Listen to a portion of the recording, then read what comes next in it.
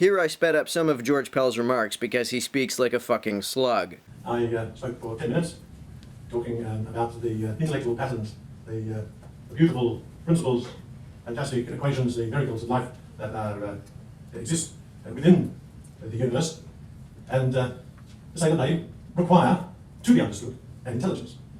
They can't be just the product of brute checks. Notice he uses the words intellectual patterns. What the fuck does this mean? I think he intends to give the impression that the fact that the universe behaves according to regular patterns that are described by the laws of physics indicates the existence of a mind which created those patterns. Why would this necessarily be the case? Why does a pattern or regularity necessarily require an intelligence? To assume this is to assume that the default state of reality is chaos. I see absolutely no reason why this would be the case. Hence, there's only one difference between us, and that is that he believes in one less God.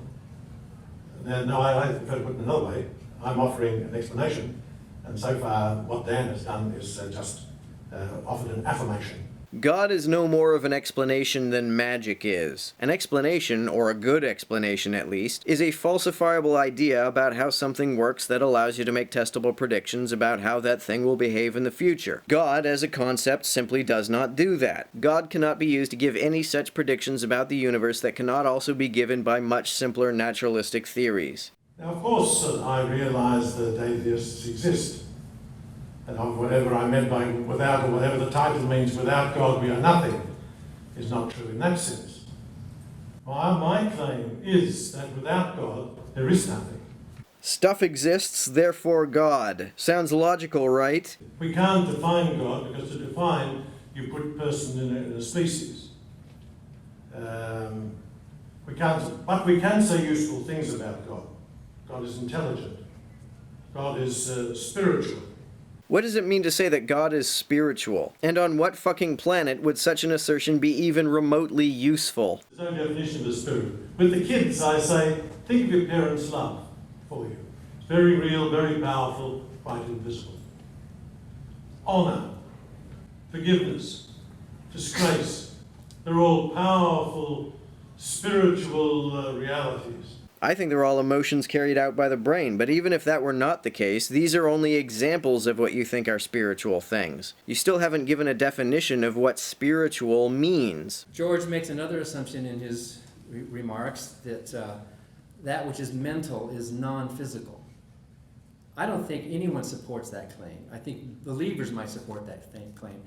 A mental activity is a physical activity. It is a description of a function.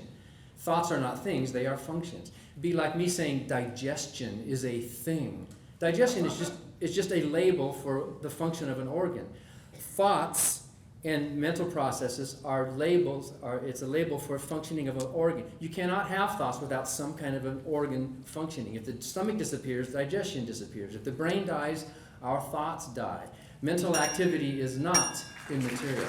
Sometimes I use the analogy that thoughts are patterns of activity just as software is. Thoughts are patterns of brain activity just as a computer program is electronic activity. A rebuttal I've heard a few times is that software is actually immaterial just as the soul is. That's when I know that I'm talking to an idiot. And when I ask people who say this what a thought or a mind or a spirit is if it is not brain activity, they have never come up with a definition. Can you define for us what, using positive terms, what is a spirit and how that would differ from nothing at all, in positive terms? I've just said that I can't define God, but I can say something useful about spirit, and I just repeat what I said because I believe in the reality of love. I believe it's a spiritual quality. I believe honour is something that is real. Disgrace is real. Forgiveness is real. Something spiritual is invisible, but sometimes it can be very, very powerful. The love of a husband and wife, the love between parents and children, they are the most, probably the most important realities in many people's lives.